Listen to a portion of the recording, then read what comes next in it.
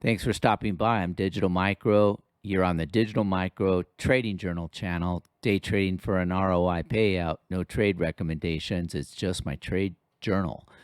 And talking about price action, imbalances, back to balance, draws on liquidity and order flow levels. But what's significant about Wednesday, 4/26/23 is it's T+2 April month-end manipulation. That's trade plus 2 days of settlement for deep pockets, big institutional money, a lot bigger than you and I put together. This is when they technically close the books and square up. So if it's heavy manipulation and the algorithm is going to be disrupted, I want to be very aware of that. Tread lightly if trading at all. So I've got pictures of the weekly and the 4-hour here. Not much to show on other charts. I think I briefly will cover the 15-minute, but let's get right to the charts and get at it. Higher time frame weekly S&P future micros, and this is the MES. So here we are in the weekly.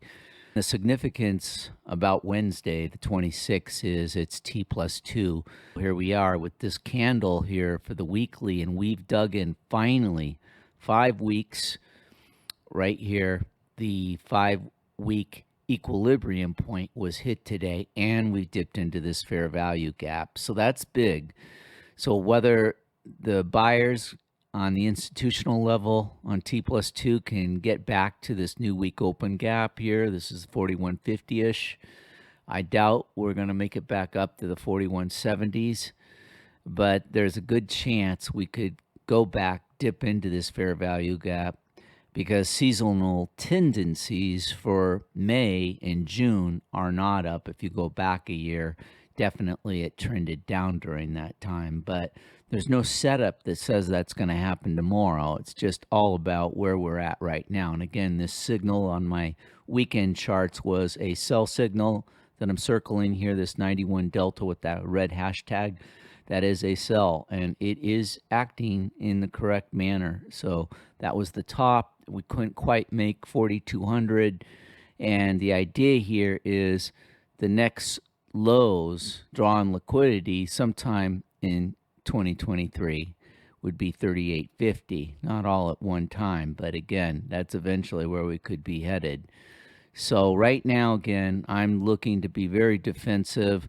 I'm absolutely not going long for anything on Wednesday, and I absolutely may not do anything at all because of highly manipulated market. If it does go up and I get the right setup, I'm willing to go short, but not with any kind of size. So I'm going to really sit it out and watch, stay very patient, keep the size under very conservative size control, and only operate in very limited time of day space.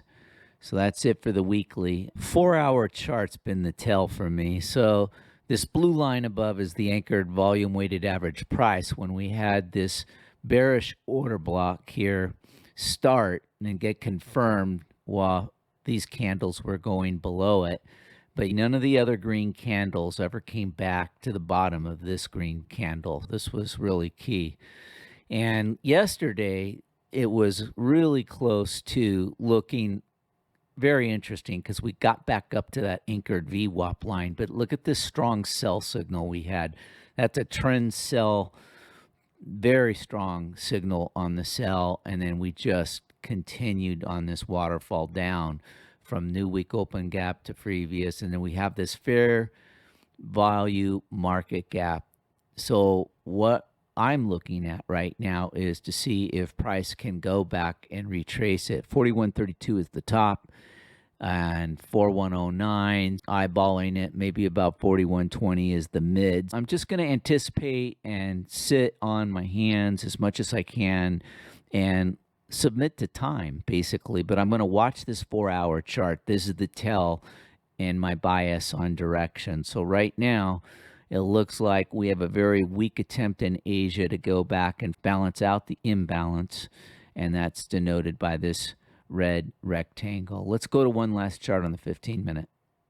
15-minute, nothing's jumping out that makes me want to push buttons here and take a trade. Absolutely. So sit on hands, high manipulation day, lower time frame bellwether. If I'm going to do something, it better show up on this 15-minute, and it's not. So again, you can see how price just bailed out of this new week open gap right here. And we had a lot of consolidation into Globex, and then we open and kaboom, we just go down. By lunch hour, we were already headed down. We consolidated coming out of lunch, and then we dropped again, another drop. So where am I going to go with this later? Time zone pivots, London, pre-market, RTH. I don't care about touching this maybe till RTH. I'll see how we're doing at 8:30 a.m. Eastern. That'll be the first pivot. But again, with the T+2 high manipulation day, better to just hang on to my cash and not push buttons unless it's a real obvious trade. My bias is short because seasonal tendencies, but I'm not going to be looking for anything until we're deep into Wednesday, at least 8:30 a.m. There you have it. Take care. Aloha. Bye.